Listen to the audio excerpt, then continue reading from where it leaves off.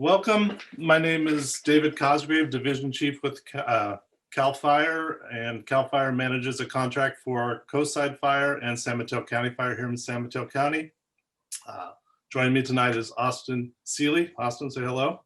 Make sure your mic works. Good evening, everybody. My name is Austin Seeley. I'm a Deputy Fire Marshal for San Mateo County Fire and CAL FIRE. Okay, and this is a webinar sequence, so we can't hear you, but the chat feature will be open, and we have Cecile Juliet, if she wants to say hello. She will be monitoring the chat features and giving us questions at the end, so you can use that chat feature at the bottom of your screen to write questions. We'll have a two-part presentation tonight, and then on the 20th, well, we'll go through that on my presentation. So let me get my my screen open and we'll work on it from there.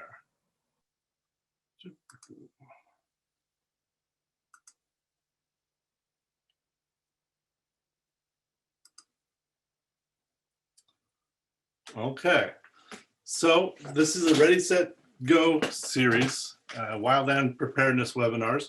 Again, thank you for taking your time tonight to join us. We want to get you all prepared and ready to set and go. We're also going to cover tonight at the end the Zonehaven evacuation process, so you know how it works. It was used in the CZU lightning fires last year, so you might be familiar with it, or you might have seen other presentations for it, but Austin's going to go over that and give you some more background information on evacuations. And not next week, I keep saying next week, but 2 weeks from now will be the second part on 420. It's part of the Ready, Set, Go portion of it. I'm just going to breeze over the ready portion because next week we have a full series, or the 20th, 2 weeks from now, we have a full series dedicated to the ready portion, which is hardening your home and defensible space. John DeLong from South Skyline Fire Safe Council and Ed Hayes from Fire Safe in Santa Cruz County will be there to deliver that series. That's 2 weeks from now. And 3 weeks from now will be CZU Lightning Fires Lessons Learned. I'll be on 4/27, and I'll give photo credits to the lightning in the harbor picture. That was one of our CERT members' wives here in at the Coastside CERT. I didn't mention that I'm also the program manager and lead instructor for Coastside CERT, where we try to focus on preparedness and response. Fits right into what we're doing tonight, is how you can prepare yourself to mitigate and be ready for any kind of disasters that come open. So. Okay, so tonight's series is called Ready, Set, Go, abbreviated RSG. And how it started was in Australia. They had a series of fires. They like to call things different things. And what they experienced, it was people were being trapped by fire while doing evacuations. So they trained property owners to make defensible space and harden their home. They trained them in how to extinguish the firebrands and embers that would land there, which is all well and good if there's just a little bit spot fires here and small fire activity. So they would say leave early, because that's always the best saying, or stay and defend. Unfortunately, 173 people died in February of 2009 from what they called Black Saturday firestorm. And in that event, there were over 400 fires. They had 105 to 115 degree weather for the 2 weeks prior to that, 60-mile-an-hour winds that came through. So you can imagine through the brush with a 60-mile-an-hour wind, people were caught in those fires. So they've kind of gone away from that portion of it. I'll put some chat or some links in the chat when Austin's doing his section that goes into detail on this if you want to look at it. There was one person who built a home that looked more like a factory or a commercial building with kind of hurricane storm shutters. It was meant to be defensible and to survive anything. And it even burned down during these fire events. So the bottom line here is the American version. We focus on early evacuations because that's the only safe way. We never know what the fire conditions are going to be. So we're going to work on that tonight. Okay. What is Ready, Set, Go? There's 4 components to it. I added a 5th one in the middle, but defensible space and hardening your home, that's what they're going to focus on the 20th, 2 weeks from now. I got that right. What we're going to focus on tonight is I'm going to talk about a little bit of prevention right there in the middle of the handle. I added that because we got some extra time. So we're going to talk about preventing fires. If there's no fire, then we don't need to go from there. So preventing the fire is always the best thing. Emergency preparedness, no matter what the emergency is, we need to be prepared for it. We'll work on that. And early evacuation. The early is the key. Okay, so step one is ready. It focuses on, a combination of defensible space and hardening your home. I'm going to really breeze through this because this is a full hour and a half in 2 weeks. So the buffer you make is your defensible space, right? Removing any kind of fuels that can easily ignite and making your home safe. You can see it puts it into different zones there, which go along with the ready, set, go. And I'll give you links to that as well. I think it's on the slides.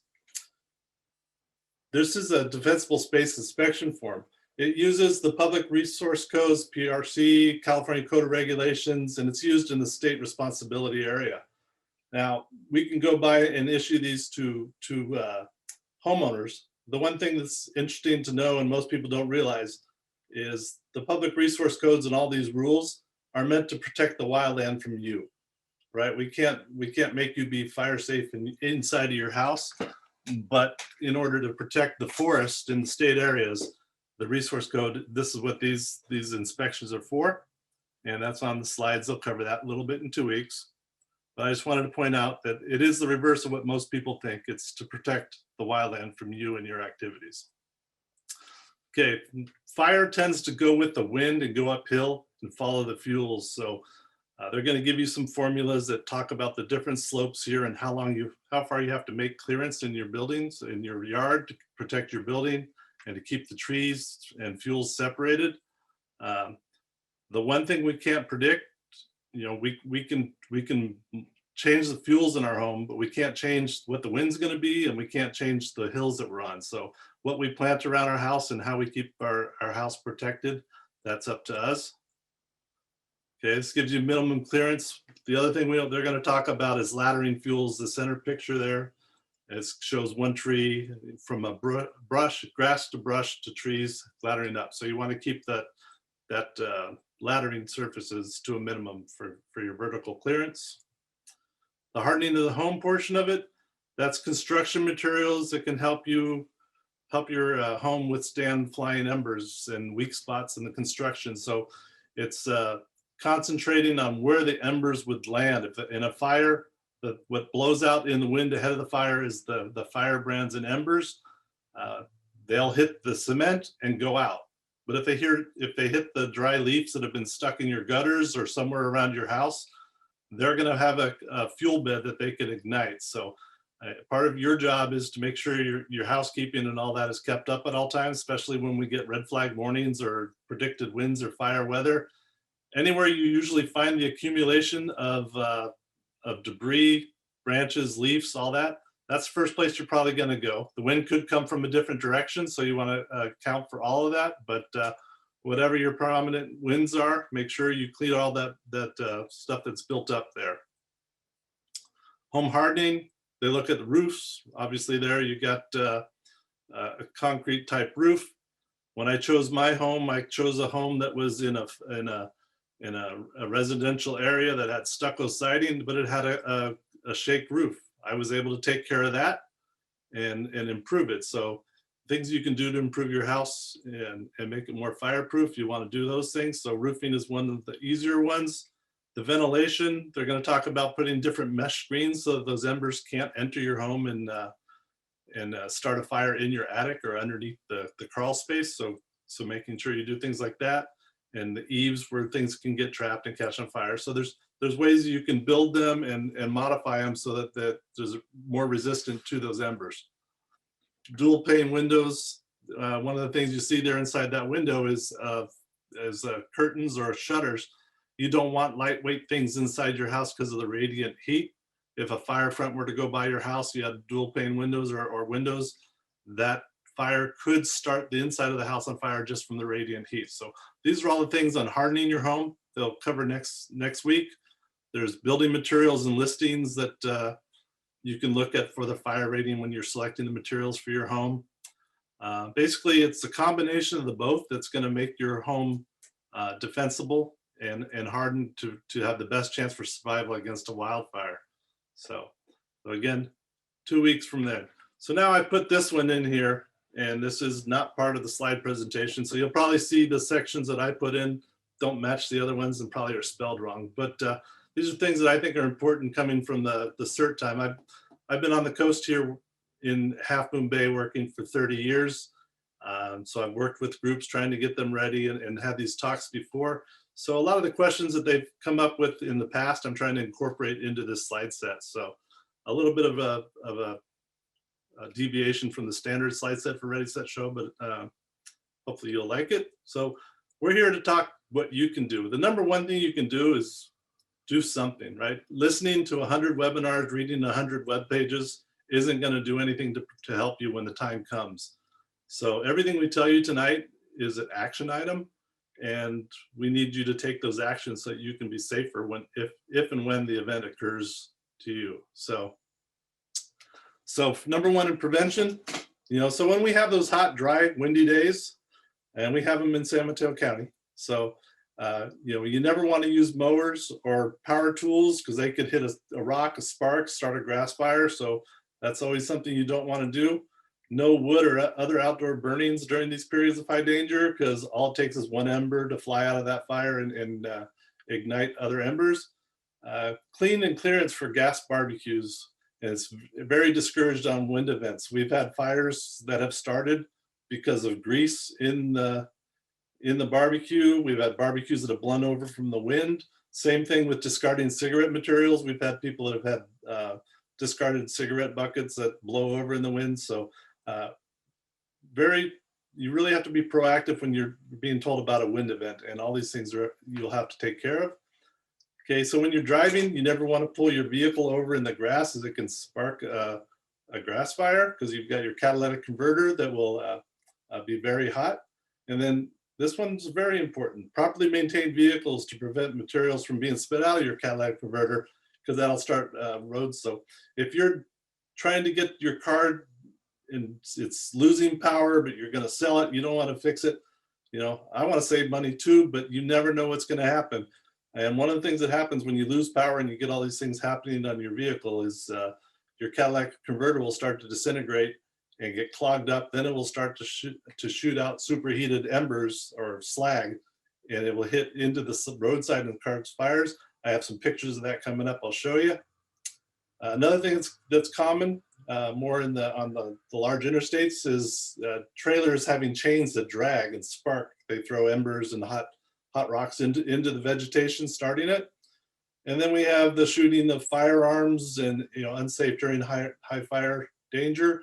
We heard those people that did the pyrotechnic gender reveals, and people that use targets for gender reveals in brush. So we're always trying to battle Darwin, but these are all things you want to make sure you stay away from. And as always, like the LE100 thing I was telling you about, you want to prevent a house fire, right? So anything you do around your house is just as important as everything outside of your house, because during one of these events, power goes out. If you use a candle in your house, that could start a fire. Once the fire in your house starts, it could spread to the wildland. So always want to practice your fire prevention in your home as well. This is a foggy day on the coast, and that is a fire on the side of the roadway near Chedinis Creek Beach that was caused from a catalytic converter that was not maintained. So as you can see there on the upper left-hand picture, that was the slag that was in the brush there, and that didn't start a fire. It's pulled up there, so some of it did. There were many pieces that were there, so you got to think about the ignition sources and the receptive fuel bed. Same thing with the firebrands and embers that would come at your house. If there was a tree on fire in the wind, that would blow up in front of the fire, landing where you have debris, where you have decking materials. If you have a wood pile near your house, so cover all those things next week on hardening in your defensible space. But this is what you want to think about: is some kind of hot ignition source landing in something that will burn, right? And there's a lot of components to it: the fuel moisture, the temperatures, how hot they're going to stay. But basically, you want to try to eliminate all of them. So. Okay, other things you can do, Top picture is a eucalyptus tree that's got very low vegetation going up to, probably very safe. A tree down on the bottom left is just probably has about 1 year's worth of debris from the bark and the acorns falling off. And then the one on the right, it's behind someone's personal fence. That's several years of buildup of receptive fuel bed there. So that's all things that you can do to remove from your property. That's the type of thing that will carry a fire on a ground fire. So you want to rake as much as you can and get those things out of there so you can't there. And when you're going through there, well, I should say, you know, obviously wear gloves and protective equipment, watch out for rats and other things that are going to be living in here. But don't forget, those sparks will be landing up higher as well. So if you have large saddles in your trees, you want to make sure you clean those out as well. So don't forget to look up when you're going through your property. Okay, now we're into the set mode of it. That was that. So we're gonna prepare you and your home for the possibility of having to evacuate. This means you need to prepare in advance. You need to have a checklist of items you need to take when you're evacuating, and you need to implement your family disaster plan. This is something you can't do during the event, right? You're going to have a lot of things going through your mind. You have very little time. So this is something that I said is an action item. If you don't have this worked out, you need to work on it. If you have it worked out, you need to revise it and revisit and practice your plan. So we'll go on from here. Okay, we're going to focus on the evacuation plan. What should I wear? I'm not joking. We'll talk about that a little bit later. So what do you want to wear during evacuation? Your disaster kit and supplies, and your communication plan. And then all these things you want to do, you want to test your plan and do it in the dark. So assume this is going to be at the dead of night when there's no power. Okay, so these things need to be practiced in the dark. How are you going to use light? Okay, so when you're getting ready for this, you want to remember the 6 P's, people and pets. So you can imagine how hyped up you're going to be when it comes time to evacuate. And the one thing you want to have ready, if you have pets, you want to have carriers and crates so you can get your pets in there. You don't want to be trying to have to find the pets at the last minute. They're going to be spooked. They're going to hide. They're going to act differently because they're going to sense that you're amped up. So one of the first things you're going to do is secure your pets and get them ready for evacuation. Same thing with people, everyone around you. You want to, if you've got a family and household, you know, keep everybody together, working together. You want to keep all your papers that are important with phone numbers and important documents, any kind of prescriptions, vitamins, eyeglasses, all those things you want to take with you. All those things that are irreplaceable, the pictures, whatever you can do, personal computers and hard drives and disks, plastics, your credit cards, your cash, your vaccination card, your passport, all those things you want to keep. One of our captains who lives in Paradise, he had to evacuate during the Paradise fires, packed up 2 cars. The fire was getting close and he opted to leave one car parked in the driveway as far away from the house as he could, hoping that it would survive with the things that he packed in there, because he couldn't carry it all in the one car he had with his family, his pets. And he thought it was safest to exit all in one vehicle and not in 2. So they elected to do that. And unfortunately, he lost the house and that car, but he was ready to go. He evacuated with the things most important, and he made it out without injury. So all these things to do in advance, they pay off at that time. Okay, so as far as your emergency kit, you know, you want to put that kit together. There's several sources online you can do it. I would be remiss if I didn't plug the local CERT programs here. Again, I'm with coastsidecert.com. lahondafire.org has a CERT organization, South Skyline, the Highlands community. And you may be from different areas that aren't listed here. So you want to look for your local CERT group, because they are dedicated to getting people ready and building these lists and working together. You can send coastsidecert.com an email if you need any information on trying to locate your CERT team near you. But these are all basic things for your go kit, whether you're leaving because an earthquake happened, a fire's coming. These are the things that are going to get you through the first 72 hours, or at least be able to respond and get out. So you want to make those lists for yourself. Okay, your family communication plan, right? When you have to evacuate, where are you going to meet? You know, get your out of area contacts, other important informations. If there's two routes at least of evacuation, sketch them out. So you want to keep your plan simple, but you don't know where you're going to be. You might have some people are at home, some people are at work, some people are at school. So you got to do the if then plans, but try to keep them as simple as possible. And you also need to know if there is an evacuation, where is that fire coming? Which evacuation route do we need? So you need to exercise those plans and plan for different situations, because fire is dynamic, your evacuation plan is dynamic, and not one size fits all. And you're going to have to assess the information. We're going to give you all these tools to put in your toolbox, but it's up to you when the time comes to put those tools to use. One thing I put down here was neighbors sharing information and accountability. One thing that's good to know, if you have that neighborhood network set up and you know your neighbors and shared numbers with them, if you know that the Nelsons have been on vacation, but their 2 cars are parked in front of their house, you know, maybe someone needs to know that, because we might be looking on that block if that block was impacted by fire. It'd be nice to share that information, because there's a repopulation and a reaccountability that has to go on after a fire and evacuation. And one thing I tell my CERT members is, if you have to evacuate, number one, we always tell you to go early. And if there is a fire in the area, whether there's an evacuation or not, if you're worried about it, you're not going to sleep. So if it was me, I would find a hotel that was farther away, not in the smoke, that I know where it's going to be a pool and Wi-Fi, keep contact with people, and not have to worry about these things. So we can't stress early enough, and that's one of the benefits of being early. If you wait till the last minute to evacuate, those hotels are going to be filled up. So one of those things I like to give you as a tip. It's better to be away, even if you're only out for the night and you don't get evacuated. At least you had a pool and semi-vacation. Okay, so monitoring the weather, keep your cell phone on loud.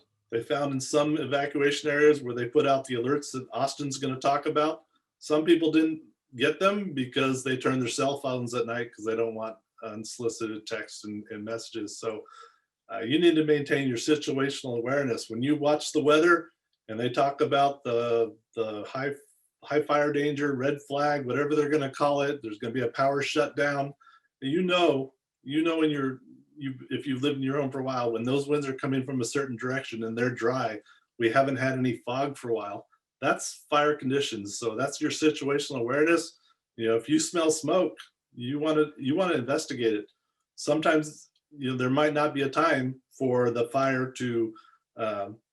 firefighters to get there and initiate the full evacuation. If you're right in the impact area, you're not going to get an evacuation warning because it hasn't gotten to that level yet. So when you have these watches and warnings, you want to watch the news, use your own situational awareness. All right, I kind of joked about what should I wear for an evacuation, but it's super important. Right, you're not going to look like this crew captain here, but it kind of gives you a representation of what he's got there, right? And I put hair, I didn't put head. I put hair because just like we talked about, the fire likes to run through the grass and then go up to things. Your hair is a flashy fuel. You get radiant heat and start to have your hair singed. So even a simple hat is something you're going to want to wear. Eyes, you're going to want to have something to protect you from the smoke. If you have any kind of goggles or safety glasses, that would be great to have. And obviously your mouth and your nose. Unfortunately, we all have lots of masks these days because we've needed them for other reasons, but you will want to keep those for fire evacuations to protect yourself from smoke. And you want to keep your arms covered and the rest of your body covered. Feet, you want to have working shoes on, you know, something you can move around in. When it comes to people want to put bandanas on for smoke and things like that, we never want you to put any kind of wet materials near your face. All it takes is some kind of radiant heat to come over and hit that water, turn to steam, and you get a breath of steam. You're out of service because you've just inhaled steam to your lungs. So we never encourage anyone to put any wet materials around their face or body. So that's very important. And investing in a headlamp, whether it goes on your hat, just your head, if you're doing that evacuation in the middle of the night, it's going to be pretty hard to hold your cell phone with the light and find everything you want. If you put a headlamp on, everywhere you turn your head, the light goes with you. So it's invaluable. They're relatively cheap at most stores and online. And then you also want to pack water with you, whatever you want to drink as much as you can. It's a hot day, you're working, you're not going to realize how dehydrated you get even preparing for the evacuation. So every chance you get, you want to stay hydrated and drink water. All right, so PG&E, we've all heard and been through the PG&E public safety power shutdowns. So it's a system that wasn't there before, but it's here now. So, you know, we get an alert of severe weather is forecasted. They say they put out a public safety power shutdown watch. It makes telling you that it's most likely going to occur. Then it goes to a public safety outage warning, which is saying that it is going to happen in your area. Then they shut your power off. Right now we're in the dark, and we have all those customary things we're used to don't work. We can't charge our phones anymore, so hopefully they're charged. Hopefully we know how to get out of our garage. I'll show you that again in a second.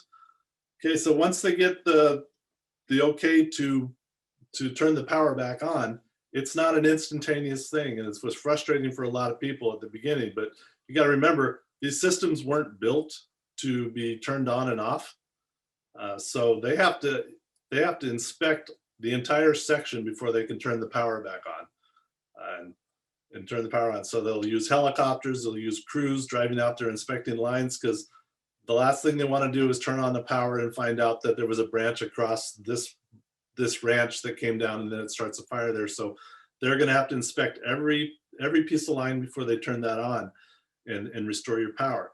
So as I said, they built this system with the approved utility commissions during the time, and now they have to do these power shutdowns and restoration. They've done a lot of improvements. In the next picture here, this is one of the improvements they made. This happens to be in Half Moon Bay. Those are automatic shutoffs. So this canyon, when this canyon goes into a power shutoff, it'll shut down automatically, or they can send it out remotely to shut it down. It's got a weather vane there that gives them information instantaneously. So they can shut off just this canyon if that's and restore the power to the mainframe. Then they have to go up each canyon and do it. So they've made improvements to where they can turn the power on much more efficiently and much quicker to get people back in. The more remote you are, the longer, again, it's going to take a while for them to expect that that equipment and get your power back on. But they've made great improvements in putting these types of switches and technology into it. So we're moving forward with that. Okay, so your power's out and you need to evacuate. So hopefully you all know that you need to have a power release or a release cable in your garage to do it without power. It's that center thing that hangs down. You pull the handle, it dislodges it from the trolley or the pulley cable, and you can manually open your garage door. You'd want to pull your car out, and you would want to close your door again because you don't want embers blowing back in there. So you would want to close the door behind you, push that thing back up there so it stays closed, and then exit through a man door. So if you're preparing for evacuation and packing your car, you would want to have the garage door open at that time, most likely anyway. Next question for you is which one are you when you park your car? I can tell you I'm that truck right there. That's not really my truck because I don't have Oregon plates, but you'll see most first responders and emergency workers tend to back in because we don't want to back out to have to leave in a hurry. So it's good practice to always back in, whether you're backing into your garage, whether you're backing into your parking space, so that when it comes time to leave, you pull straight out. Another thing, when you're backing in, you've already been driving for a while, you've got that better spatial awareness. You're more comfortable than when you just start off cold and driving. If you could just imagine pulling out and having to back up in an emergency, in a panic. So you want to be the person that's backed in and ready to go. Okay. So on the set portion of it, you want to be set for day or night. You want to know where your keys are, right? You don't want to misplace them you're going to be panicked. If you're one of those people that always misplaces your key, you know who you are. You want to make sure you figure out a system that you're going to know where your keys are and you don't misplace them while you're getting the dog, you're packing the car, and getting those valuables that we talked about. And you want to plan for no electricity. And you can't pack time. You can only save it in the set mode to be ready. So everything we told you so far, I've told you so far, are things you have to do in advance. You can't make up time at the end. All the things we talked about, preparing, knowing what you're going to take, they have to be done prior to this section. And then once you go, as we learned from the roadblocks and things we had in the CZU Lightning, you could be out for days, and law enforcement can't let you back in because they have to deny entry to everybody. There's not enough law enforcement out there to go for, I need my medications, or I didn't get my laptop computer. We had hundreds of people coming by different locations trying to get their story to get into the evacuation area. And it just can't happen because there's not the resources to let you in there, account for you in there. And then also, you wouldn't want people coming into your neighborhood with you being evacuated and someone just saying, I need to go get things. So the law enforcement, they have to be real strict on it, and they don't let people back in there. We had one gentleman who was away during the evacuations. Everything he needed from work, his work computer, was in the evacuation zone, and there was just nothing we could do for him. So something to think about, and just know there's a bigger picture, and you will not get back into an evacuations zone soon. Once the evacuations are lifted, then yeah, so we'll see how that's going. Okay. So I was kind of threw me for a second when I saw this slide here. On the go section of this, the simplest step is go. Okay, so we're ready to go. All right, that's the end of the webinar. Nope. So it's a simple step if you evacuate early, right? And in order to evacuate early, you have to do all those steps for preparing and getting ready and set, and then you can go. Okay, so you can see the stress on that woman's face, and they're not backed in, they're blocked. So you can see the panic that's going on in that neighborhood. Okay, so evacuate early before the fire arrives. It is a simple step if you leave before the fire gets there, obviously. Okay, by leaving early, you're giving yourself the best chance of surviving. But here's a key point. You're also helping the firefighters by keeping the roads clear. When the firefighters come in, life safety and evacuation is their #1 priority. So they can't stop on perimeter controlling that fire. They can't start on structure defense and putting out the houses that are burning until they get everybody out. So one of the focuses we're working on tonight with the evacuations is getting out early, how to get out and get those roads free for all the equipment that's going to have to come in to fight a fire. Okay, so getting out early, we want to focus on leave early, right? And since this picture is here, I added this slide. If you have large animals, you have to leave even earlier. The large animal evac group is very active in San Mateo County. We'll probably have a webinar with them coming up jointly, or they'll have their own, but they're very active. They played a pivotal role and did an amazing job during the CZU fires of moving large animals to the cow palace in different places.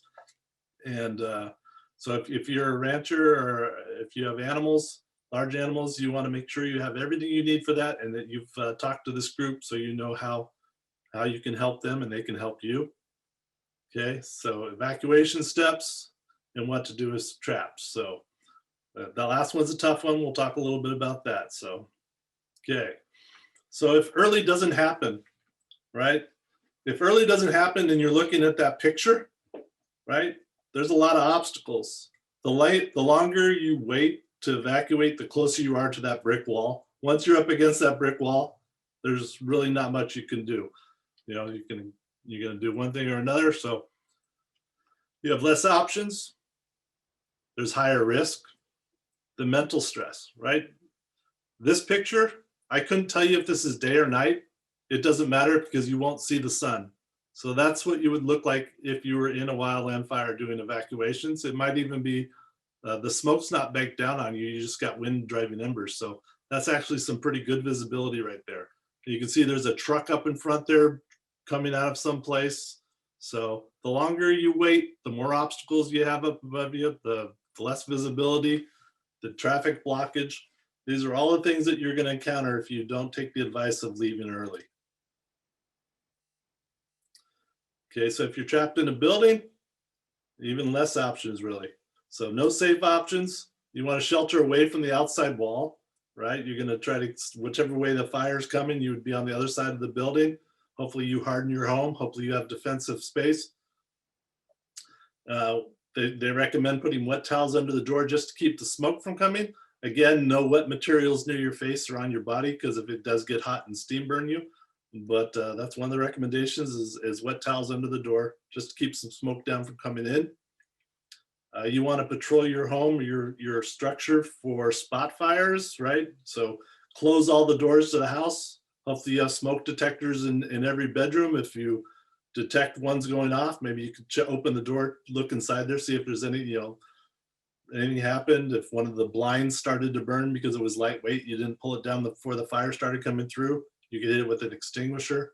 You would have extinguishers. And also be aware of above you and below you.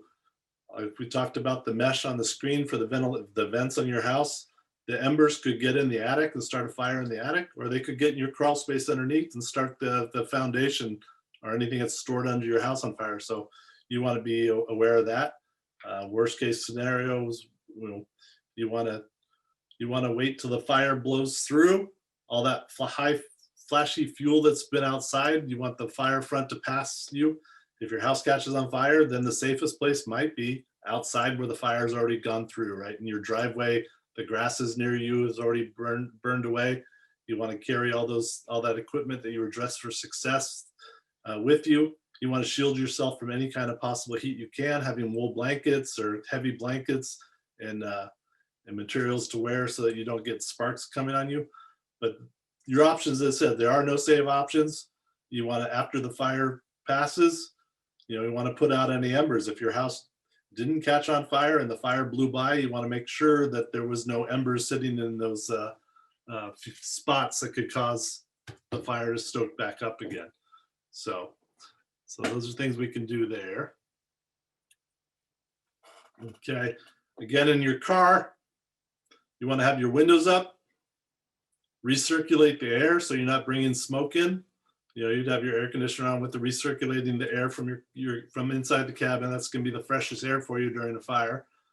You want to park or be away from the fuels, right? So that's what's going to burn is the grasses. So you want to be away from the fuel as much as you can, away from draws, and that would be, steep canyons below you with vegetation. That's where the fire. We said the fire likes to go uphill and with the wind.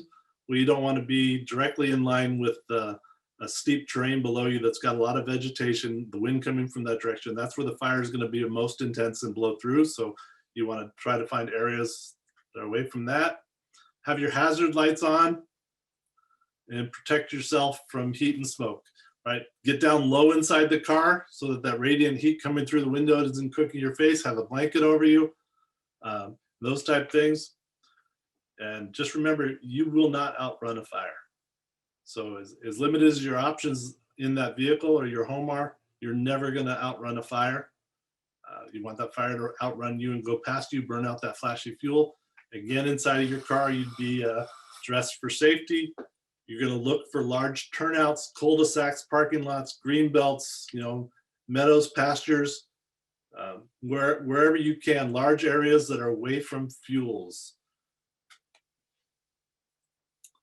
So why Ready, Set, Go? It's a consistent message used by fire departments across the nation, endorsed by the International Association of Fire Chiefs. And I got a little video for you. So this is the official Ready, Set, Go.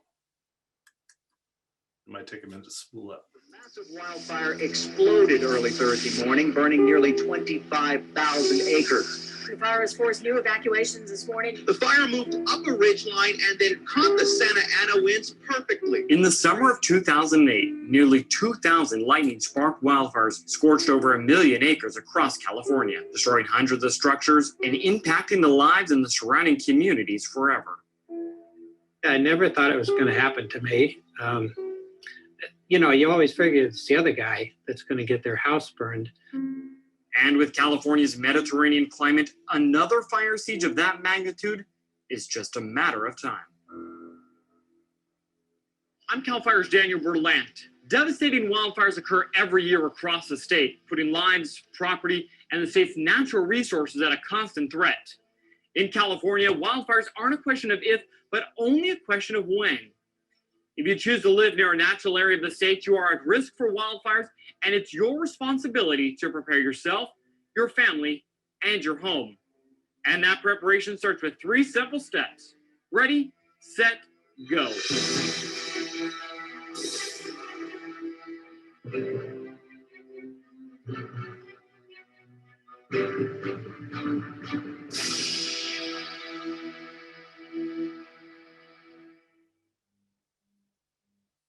Getting ready before a wildfire happens is a vital first step in protecting yourself and your property. Beginning in the spring months, well before the peak of fire season, you should carefully assess your property and start taking steps to prepare for the hotter months to come. As firefighters are responding to fires throughout California, one of the most important things they can look for is defensible space. Defensible space is the required 100 feet between your property and the surrounding wildland area.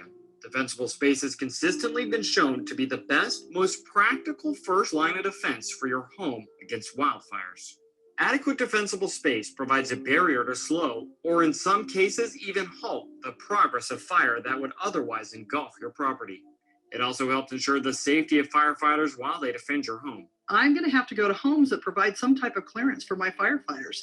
I cannot go to a home that has brush and everything growing right up to it. I've got to pick a home where I can safely make a stand, and if we get stuck there, that we can survive it as well. When the destructive lightning siege fires burned throughout California in 2008, defensible space once again proved to be a key element around the homes that survived, while many homes without adequate clearance were not as fortunate. But defensible space isn't the only factor in protecting your property. Another critical step is hardening your home. During a wildfire, loose flying embers can find weak points on the outside of your home.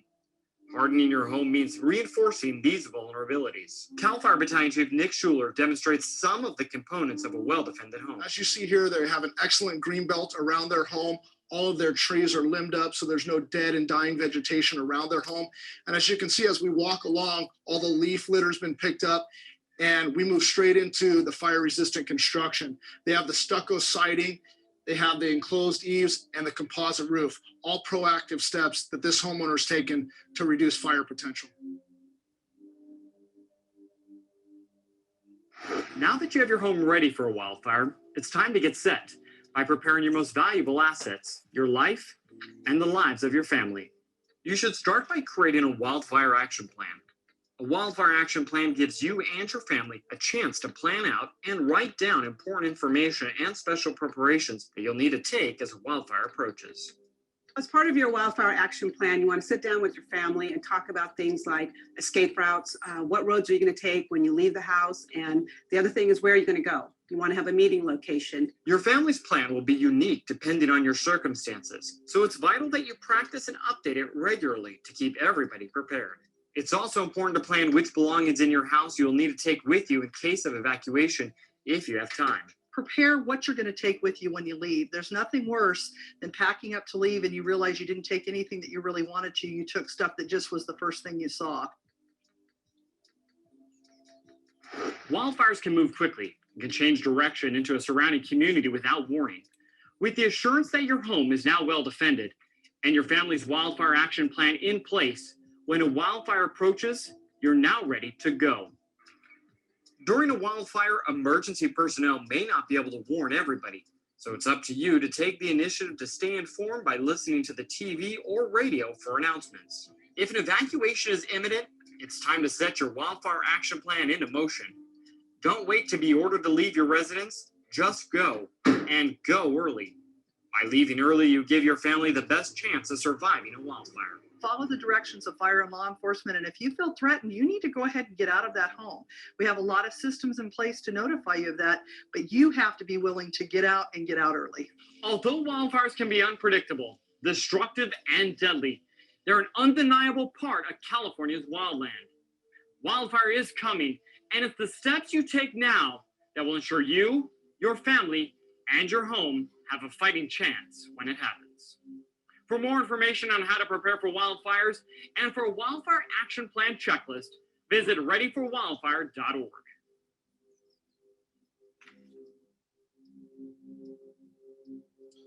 So that readyforwildfire.org has lots of information. Each step of it is broken down to the minute detail. So one of the things you want to go to and get more information. Let me see if I can speed up the credits.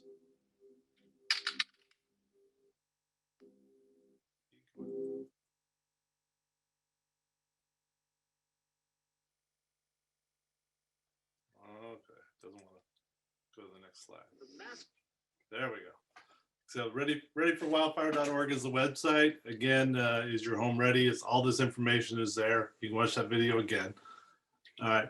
Again, everything we talked about in my portion of the presentation is useless unless you take those steps now or soon, right? You don't want to be panicking at the end and think about all the things we talked about. Do what you can. I'll put some things in the chat for resources for you to look at while Austin's going through the evacuation process, but I'll stop sharing my screen now and we'll turn it over to Austin. Thanks, Chief. So what we're going to go over now is I noticed a couple people talking in the chat while Chief Cosgrave was presenting, asking where are we going to get these notifications and how are we going to know when to leave. So what we're going to go over now is notification systems that are in place specifically in San Mateo County that you can utilize to make sure that you're in the know based on when incidents come to your back door. So the first thing that we're going to start with is the wireless emergency alert system. This is the one that everybody knows about. This is a national system implemented to notify residents of alerts and evacuations. This is not something CAL FIRE specific. This is not something California specific. This is the generic alert that everybody gets on their cell phone based on your location for anything ranging from evacuation orders for incidents, Amber alerts, missing persons alerts. I'm sure everybody's familiar with the various, the large, or not large, but loud ringing sounds that grab your attention pretty quickly. And then you'll get a message window on your phone or tablet that will give you a brief description of the actual event that's taking place or the evacuations that need to happen. So this is the one that kind of everybody understands because you've all seen it before. So I'll just put it in the front just to get it out of the way. This is one of the many things that you can utilize to stay aware of what's going on in your area. So the key part about this system is there's no need to sign up or register. These notifications and alerts are based off of your wireless carrier, and almost all modern cell phones and devices will have the ability to receive these messages. If you are worried about it, you can always double check with your personal wireless carrier to make sure that your devices and plan supports it, but almost all of them do. Like I said before, there's no need to sign up. There's no need to register. You will get the alerts no matter where you are based on your location. And no matter if you wanted them or not, you're going to get them. So you'll be informed in that respect. So moving on to actual Zonehaven. As Chief Cosgrave spoke about earlier, Zonehaven was implemented and utilized during the CZU complex fires last year. It's an evacuation platform that we have used and will be using to quickly communicate to the public and other emergency responding units about where evacuations are taking place and the conditions that you're going to come across once you enter a specific zone. So San Mateo and Santa Cruz counties are broken into hundreds of different zones. There are many different counties around the Bay Area and around California that are also joining in, but we're going to focus in on San Mateo and Santa Cruz counties, obviously. So these zones were set apart and derived from geographical locations set up on different sides of the mountains and different drainages and draws, and based on the populations that are all within these zones. So from top to bottom, they encompass everything from city to mountains to the coastline. Everything is covered through Zonehaven. So what is it actually going to do? So Zonehaven evacuation orders involve many different agencies. So we need something, a third-party program to put together and make sure everybody's on the same page. We want the public to have a very uniform, consistent message of get out of this area because there's an incident. And we want various different fire departments, police departments, EMS agencies to know these people are leaving, there's evacuations going on, and this is what you're going to encounter. This is where we need you to be. Zonehaven is going to be doing this. So like I said before, each zone includes data specific to that community that the zone represents. So the downtown area of Pescadero, that zone is broken into specifically what you will find in downtown Pescadero concerning the streets, the close buildings and everything else.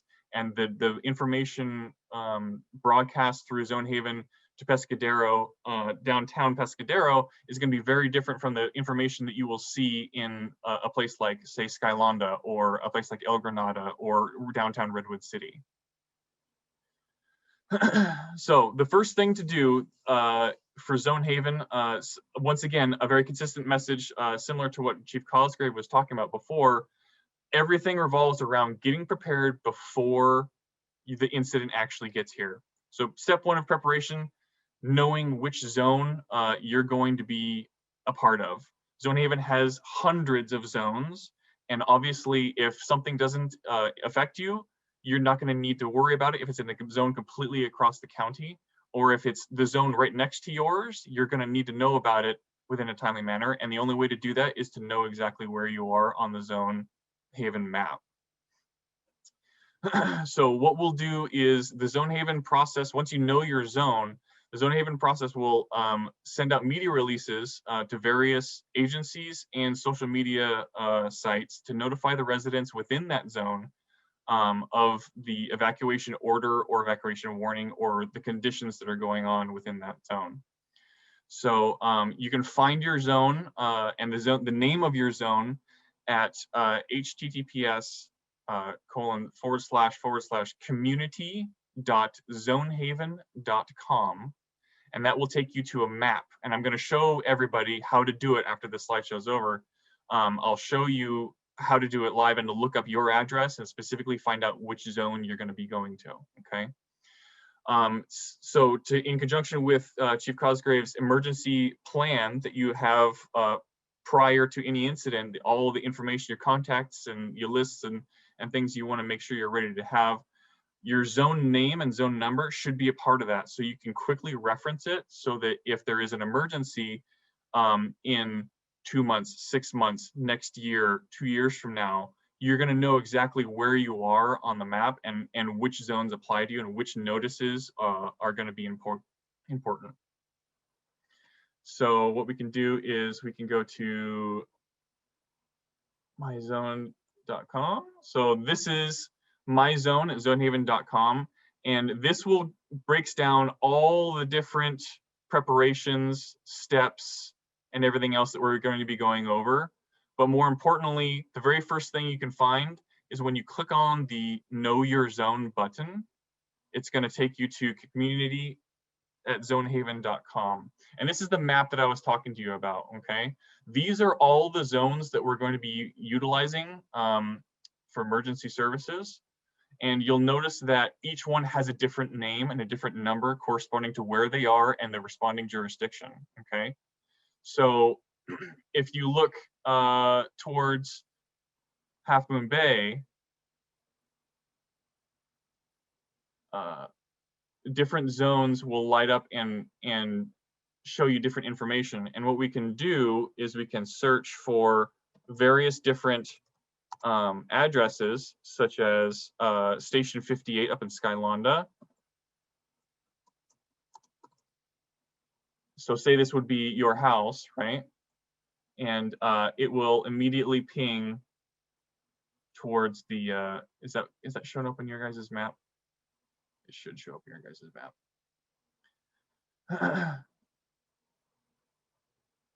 And so it'll ping and show you exactly where you're going to be going and which zone applies to you.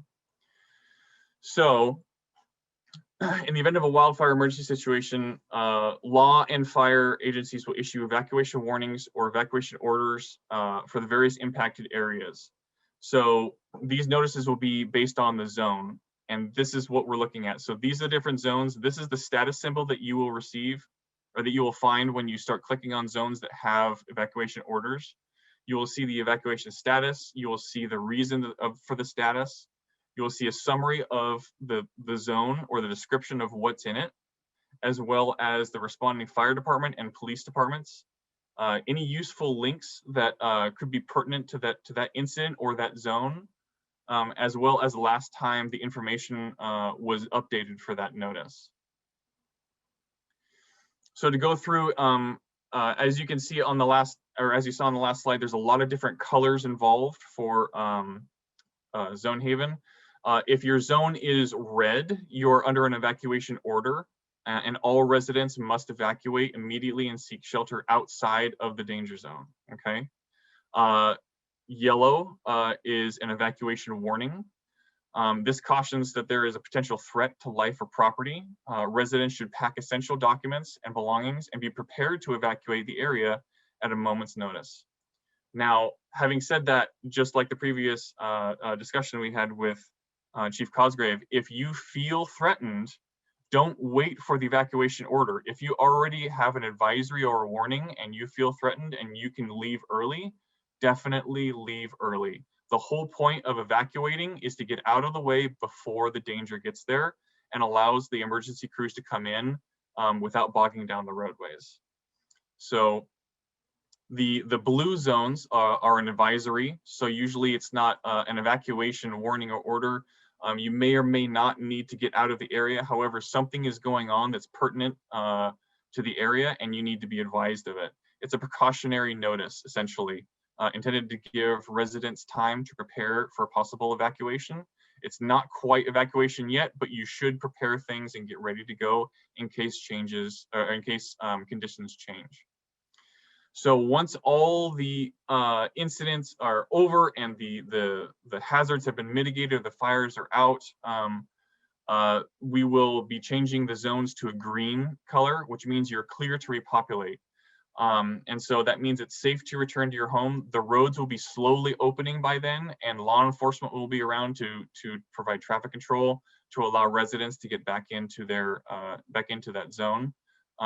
Individual conditions may be different based on the situation, but for the most part, once the zone goes green, that means the residents are usually clear to go back inside. So if there is ever a condition where it's more important for the residents to shelter in place and not leave the area, but just not go outside, not peruse, not go downtown, essentially, you'll have a purple color, which is shelter in place, and you'll find safety indoors. Stay inside and don't go out. And then anything that is a normal normal color, or the topographic map that shows up, that will just have a blank color, and that's everything is status normal. And the next time, if you look at the bottom of the details page, you'll see the last time that was updated and the last time the status was cleared. So now that you know where your zone is, you know where you are, you know what your zone is, and you know how to utilize it, the best part to do next is sign up for evacuation alerts so that you know when your zone is called, you know that you can evacuate. So one of the best ways to stay informed about wildfires is to subscribe to news releases from CAL FIRE, either through the official CAL FIRE website at www.fire.ca.gov/incidents, or you can look at CAL FIRE and CZU's individual Twitter pages, which update whenever there's a new incident involved. CAL FIRE in general shows incidents all across the state, as well as major incidents. And then obviously CAL FIRE CZU will be the one to look at specifically for those incidents within our area of the Santa Cruz and San Mateo counties. So moving on from the CAL FIRE part, the next thing to do is to utilize the San Mateo County alert system to get notified of incidents specifically in the areas of your interest. So the next thing we're going to do is look at SMC alerts later on, and I'll go over that. So the third step is, now that you know where you are on the map, what your zone is, and which things apply to you, and you know that you're going to get notified when an emergency happens, now you need to get ready for when the emergency happens. So you need to start preparing now, and you need to make sure that you're ready before anything actually happens. Get that list of contacts, that list of medications, get everything down, all the things that you're going to need. Make sure that everybody has accountability. Make sure you know when people are going to be home and when people aren't going to be home, especially with the interesting facets of society through the COVID experience. We don't know the different changes in whether or not people are going to be at work or at not, if they're going to be at school or at not, or if they're going to be at home. Conditions can change quickly and people can be spread out. So you have to have the tools and plans in place prior to the emergencies, and you can utilize things like Zonehaven and SMC alerts to be notified and stay ahead of the curve. So now we're going to take a look at SMC alerts. So SMC alerts is the San Mateo County alerting system. It's a mass notification system that allows for public safety agencies within San Mateo County to alert you, the public, of an impending incident. So similar to the very first emergency notification thing that I talked about in the first slide, that's a national broad scale based on your location.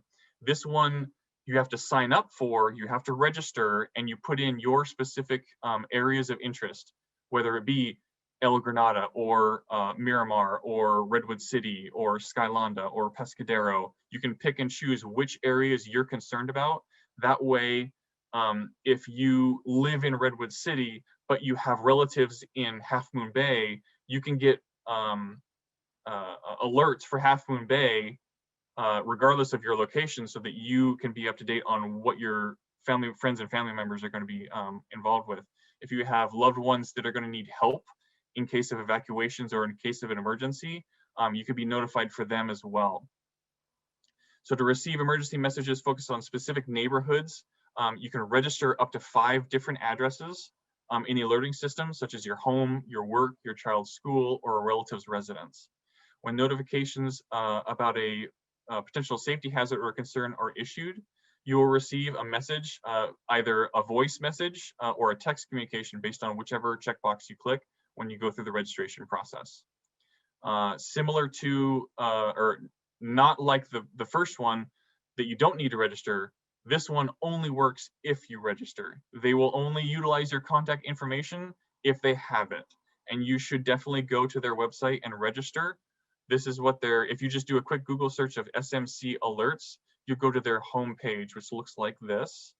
And you'll see the register now button on the far right side and the login button to see your status and your updates or anything that could be potentially important to you, okay? This is specifically for the areas around the Bay Area, and in conjunction with San Mateo County OES, all of the different fire agencies subscribe to it, and it is a very, very crucial part of the notification process. So now that you know where you are, you know your zone, you know what to do when you're getting an evacuation order, and now that you know that you're getting the evacuation orders, some other things that you can utilize to monitor situations around the county are alert wildfire cameras. This is a newer program going through, and we're adding new cameras more and more throughout the state. This is not specifically a California thing. However, California has almost hundreds of cameras up and down the state to monitor major incidents, mainly wildfires that are going through. It is actually a consortium of 3 different universities from Nevada, Nevada, California, and Oregon. They're cameras placed on mountaintops and communication towers and advantageous locations that we can utilize to locate and monitor active incidents. Whenever you see a large smoke column, the cameras will rotate. They'll be positioned in a way that you can see what's going on that particular incident. So I'll give you a quick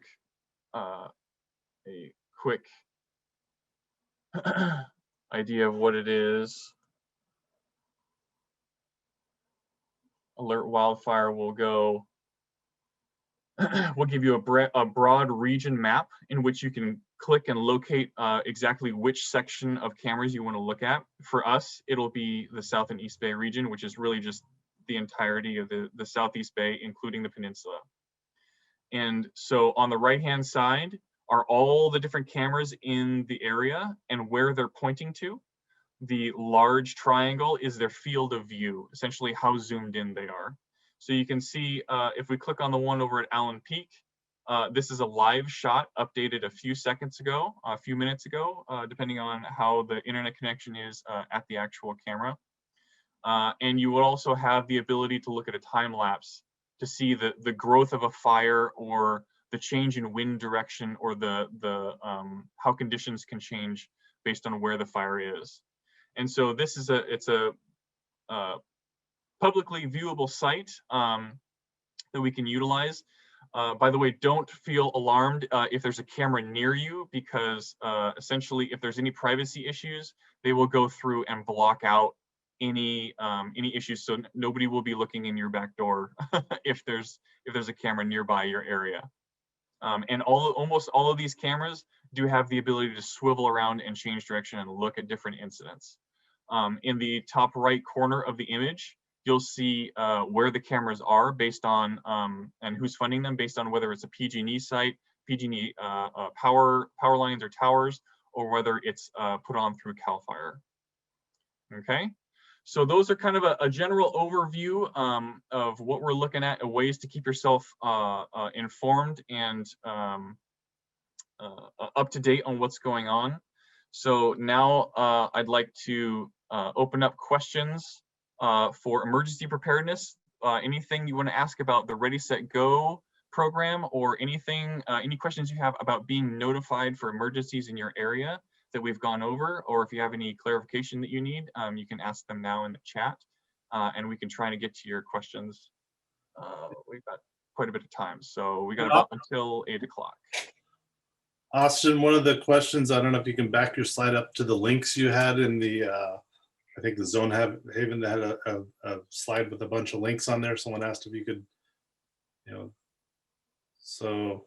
Are we looking at this one or? Yeah, so somebody had asked how you get to the fire.ca.gov/incidents. Those are the websites you would want to look at. Two of them are Twitter, and the other one is just the CAL FIRE incident webpage. So those are places you can get that. And if you have to sign up for the SMC alert, that's the link to that one. So I just wanted to back up to that. Mm-hmm. Yes. And then one of the questions I saw come in is they didn't see cameras in their area. I think you addressed it. They just added the one down at, I think is in Pescadero. Yes, we're adding more and more cameras. There's specific funding that's given out every year to add more and more cameras, and we're finding contact places to put them.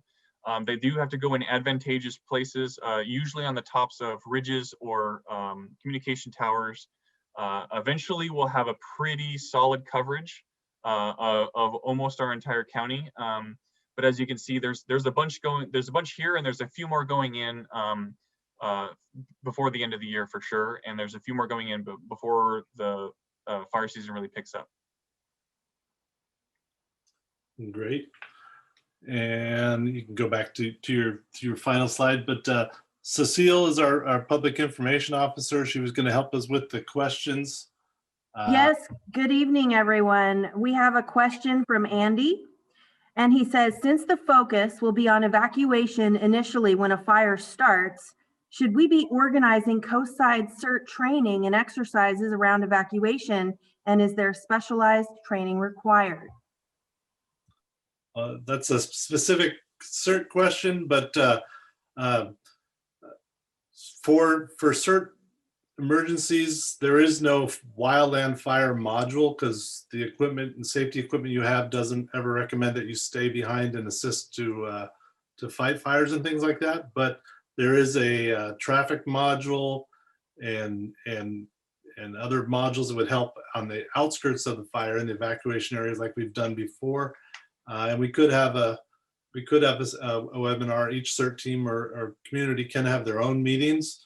And it is great at the neighborhood level to talk about preparedness, get to know your neighbors, get to know their needs. You know, this person doesn't have a car. Would I be able to give them a ride? Or, you know, those type of things in advance, because you don't want someone popping their emergency right up you at the last minute because you're the one who's prepared. So it's good to share all this information with your neighbors and in your immediate community so that you work together to get out, and they get out as early as you do. But each CERT team, wherever you are, you could work on modules to train in this. There's nothing wrong with that. Yeah. All right. And Merrill asks, how do we stay up to date with real-time updates for what to do during fire season? Well, that's up your alley. You should answer that one. You're the public information officer. Good So point.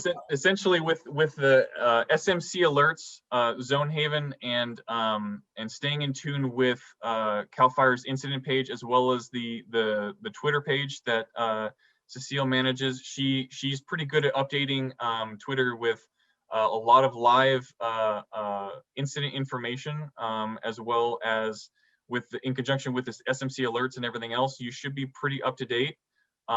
If you need any extra information, there's always the ability to go, the local news will keep you informed on the weather conditions that you should be expecting, as well as any of the press releases that Cecile's very good at putting out. They're pretty in-depth. And Austin, if you go to your last slide and then end the share of your screen. So is that the last slide there? Oops. Okay. Oh, Yeah, before we forget to mention this, 2 weeks from now on April 20th is the defensible space and home hardening. And the week after that on the 27th is the CZU Lightning Complex. We didn't send out all the invitations once so that you can sign up for them and not get confused by all the Zoom meetings you have in your nest. So shortly after this webinar, probably tomorrow, we'll be sending out the invitation for the 20th. And we'll post that soon. So if that, any other slides of that? Yes, and we're also getting a lot of questions. Everybody wants to know if this is going to be available online. And yes, we are recording, and this will be available on YouTube. If you are online, just search YouTube, and then it's CAL FIRE CZU, and you should be able to find us. Okay, next question is from Carlisle Ann. What is the emergency evacuation route for the mid-coast? It seems Half Moon Bay has gridlock a lot. Is it better going north via Highway 1? So Austin, if you could stop the screen share, that I'll be able to see questions. It blocks it out in there. There we go. So that's too dynamic question to answer. Obviously, you got fire activity, you got the direction of the wind, you got the fuels, where the fire is located, what area is being evacuated. There's TRAs, or temporary refuge areas, that are utilized in most areas because you can't get from point A to B safely. So obviously, if the fire is south of Half Moon Bay, going out through Pacifica would be the best way. If it's east of Half Moon Bay, then going either way, and 92 wouldn't be your option. So you'd have to see where the fire activity is. That information, when available, would go out through media sources and in the alerts, but there can't be a blanket answer on it. All I can tell you is I've had people that live on the golf course where they should evacuate to in a wildland fire. And when we talked about the suitable fuel bed to carry a fire, I'm pretty sure they can stomp the fire out that comes across the 5th green. But there's lots of temporary refuge areas on the peninsula. Parking lots, churches, schools, anywhere you're away from fuel, that's your safest bet. If there is a safe access route to get out to outside and drive that way without fire impinging on it, then that's safe too. But those would all be determined by the activity of that day and what the orders for evacuation are, but too dynamic to give a blanket answer for. And Eva would like to know, should you leave your house and gate unlocked if you have to evacuate?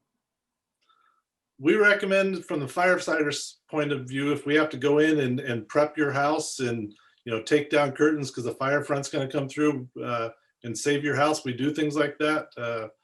We get in the back. We might have to cut your deck off to save it from fire spreading into into your house. So there's prep and work that needs to be done. So from our end of it, we recommend you do that. I saw a thing in the chat also, someone asked about utilities. You know, we recommend you leave the light on so we can find a house in the smoke and the darkness, you know, that there is a house there that has a light on. It's okay to turn off your gas. It's okay to turn off your water. Any kind of hoses would be burned up and melt off the spigot, so you might want to turn off your water. But as far as leaving the house, and that's a toss up for you on the security and looting, but the locked doors aren't going to stop a looter in that environment. So there will be controlled perimeters with the police limiting access. So I would encourage you to leave things unlocked, but that's a decision you have to make. And then further on that topic, should people be closing all the interior doors inside the house and then putting the blinds up or down? Okay, so on when I was putting that there, the radiant heat, if you have lightweight curtains and draperies, you would want to remove those because that's something that could easily ignite from the radiant heat of a fire front passing by, going through your windows. So either all the way up or removed would be for the window coverings. And closing the interior doors, we always recommend that. Any kind of fire you want to conceal to that room. So if one room catches on fire, it's contained, it won't have as much oxygen in there. If everything's open in your house, then the fire doesn't have to take the time to burn through that door. It'll just run freely through your house. So we recommend that all the doors are closed. And the blinds up or down? Down or off. I mean, excuse me, up or off. You just don't want them in front of the window. Okay, so we spoke a bit about the SMC alerts. That's of course for San Mateo County, but then some people are asking about Santa Cruz County and they do have their own alert system. Can you talk briefly about that, please? Do you have So the Santa Cruz one should be pretty similar to the SMC alerts, if I recall. You'll have to register for it and look for it. It won't be an automatic. It won't be an automatic system. You'll have to actually put in the locations and names that you want to be a part of. It's code red. All they have to do is Google code red Santa Cruz County and the correct website will come up. And a question popped up I just saw, said, should propane lines be shut off? Yeah, just like the gas, you've got an outdoor propane tank that's running through a line going to your house, you would want to shut that off and clear all the vegetation away from your propane tank so that you don't get heat impinging upon it. Right, there's another thing for the people in the remote area that have propane or stored gas outside. And then another person, Beverly, asks, she says, you mentioned backing into the garage, but I thought that would put carbon monoxide into the garage. Well, poorly, cars combustion will put out some carbon monoxide, but you're going to keep your garage door open for a little bit and shut it off. You never want to start your car and warm it up in there. So yeah, you don't want to run a car inside a house for long, but usually for backing in, backing out with the door open is enough to evacuate that carbon monoxide. So good point. And Mary wants to know what you can do to prepare for lightning storms like we had last August. So the best way to do that, you can never predict where the lightning is going to strike, right? So the best way to make sure if the lightning strikes and starts a fire is that fire doesn't go anywhere. So similar to what Chief Cosgrave was talking about, the defensible space, making sure that there's not heavy brush or downed vegetation leading between trees and up to your house.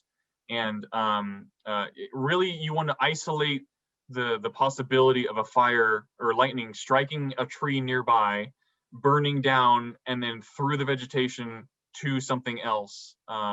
Essentially, managing and reducing the vegetation and the fuel loading on your property is pretty key, because there's no way you can predict where the lightning is going to strike in the next storm that comes, whenever it does. I do recall looking through chat, glancing through chat, and seeing some issues with, what about oak leaves? We have like hundreds of oak trees on our property, or how do you have defensible space in a forested area? Remember, defensible space around your structure and around your evacuation routes. We don't want you to go through and clear cut everything on your property and get rid of every tree and shrub and pave over the beautiful landscape of San Mateo County. Defensible space is managing the vegetation, reducing the light flashy fuel near the ground, and limbing up your trees 6 to 8 feet. We want a fire that goes along the ground to stay on the ground and not get up into the trees. We want it to stay on the ground and not get into your house. So we're trying to compartmentalize the different areas of your house, your evacuation route, the trees, the grass, the shrubs. There should never be a continuous fuel load between a tree that could potentially get a lightning strike 2 or 3 hills over, all the way up until the deck of your house. There should be some breaks in that vegetation, and there's no way we're going to be able to manage huge ranch land in the middle of San Mateo County. We're expecting the difference to come within that 100-foot zone around all of your houses, around all of your structures.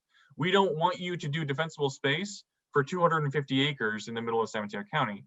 That's unreasonable, and we can't enforce that. And it's not really going to do anybody any good, because the vegetation will go through and it'll burn eventually. And if there's nobody there and there's no structures there, we're not really defending anything. What we want to have happen is people will provide defensible space around their structures and around their driveways and around their evacuation routes, so that if a fire does rage through San Mateo County or Santa Cruz County like it did before, it'll burn all the way up until 100 feet from your house. And then your house will still be there. You guys will still have plenty of chance to evacuate. We're not trying to deforest California, essentially. We're just trying to protect both the natural resources of the state as well as the structures and lives of the inhabitants that are here. Okay, I'm looking at a lot of questions that have to do with defensible space and home hardening, so we're going to leave those to the 20th. But one person asked if they should evacuate and take their propane tank with them for their barbecue. I would probably not want to take a flammable cylinder with me during a fire evacuation. You know, keep them in your yard, away from materials that would ignite them. They do vent off during fires when they're exposed to heat. Sometimes they do explode, but just keep them away from your home, away from flammable materials. What else was there? A lot of questions about people that don't have cell coverage because they live in a remote area. So if you're enjoying the beauty of that remoteness, when I had that slide up about situational awareness, you need to take that situational awareness to another level, and the tools in your toolbox need to be sharper, because you are going to be on your own as far as notifications. Having the situational awareness to know that, okay, we're having a wind event, we're having the possible lightning strikes, be ready to go, because the way of getting information to you is limited, and it's not going to be cured during a disaster. And somebody said that when power goes out, other cell sites might go out. So that's why we're giving you these tools now, so you can plan it, so that you don't have to depend on technology, because that's one of the things that fails. One of the things they've done since the power outages is they put battery backups on different cell sites and on different towers, whether it's Comcast or AT&T. They've improved the systems in San Mateo and Santa Cruz County. They can't do anything about a cell tower that gets burned down in the wildland. They improve the clearance from it, but having a communication network, if FRS radios are available for our CERT teams, work with them to alert their neighbors. They've set up helping neighbor type of network. We have Aries radio ham operators that can get information.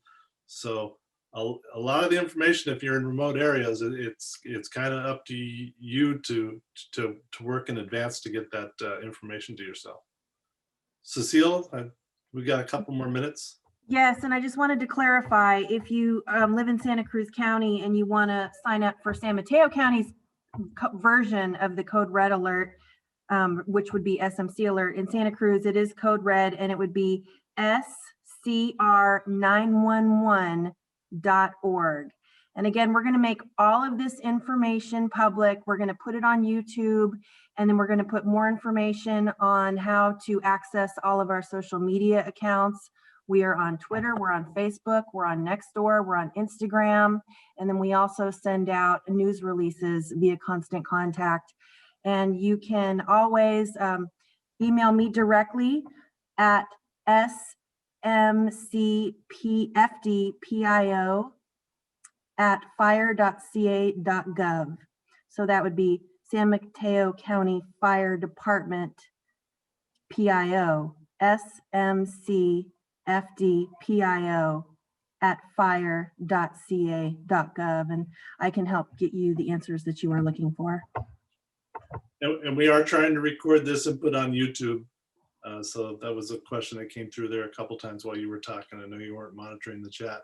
Yes, again, this will be on CAL FIRE CZU's YouTube page. Again, that's CAL FIRE CZU on YouTube. Okay, any last questions that were popped up that you saw?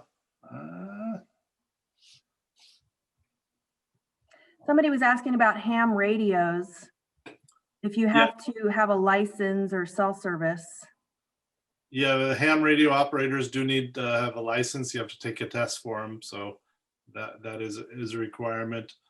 In an emergency, there's some stipulations where people that can use it, but I would never recommend being an unlicensed user, unfamiliar with that radio. You might get in the way of people who actually know how to use it and interfere with the communications. So I'd frown upon an unlicensed person using ham radios. There are online tests to get your ham license, and again, contact any of your local CERT organizations or the Aries groups, the ham operator groups in your area, and they'll get that information to you. They're always looking to put on classes and get members to get involved and take that training. So anything you can do to prepare yourself for any kind of emergency or disaster, that's what we're all here to do. And again, none of this that we've said tonight will help you at all unless you take action and start to work on it. I want to thank everybody for tuning in. We will be back. I think the 20th, again, home hardening and all those detailed questions there, they're going to go for an hour and a half on hardening your home and a defensible space. And then the following week on the 27th, the CZU lightning fire. So anything to add, Austin? No, thank you everybody for showing up, and start those plans now. Get ready now because the fire season is coming. All right. And Cecile, you got anything? Chief Larkin just texted. He said people can also use battery operated weather radios for those different kind of alerts. So that's always an option. Yeah, the new NOAA radios. Let me see if I have a box. I don't know if you can see this with my screen on, but I won't take it off. Anyway, there's the Midland weather radios, or any kind of maker of the new weather radios.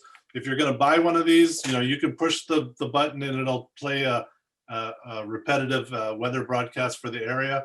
But you want to get one that says the public alert for all hazards. So it'll cover from tornadoes, floods, hurricanes, fire, and earthquakes. It's the new type of weather radio, and it's got different frequencies you have to program to your area. We've distributed them to the South Coast, and they're a very good system that's being built out, and another type of warning notification. So We will try to get the invitation out for the next series to you shortly, and want to thank you all for attending.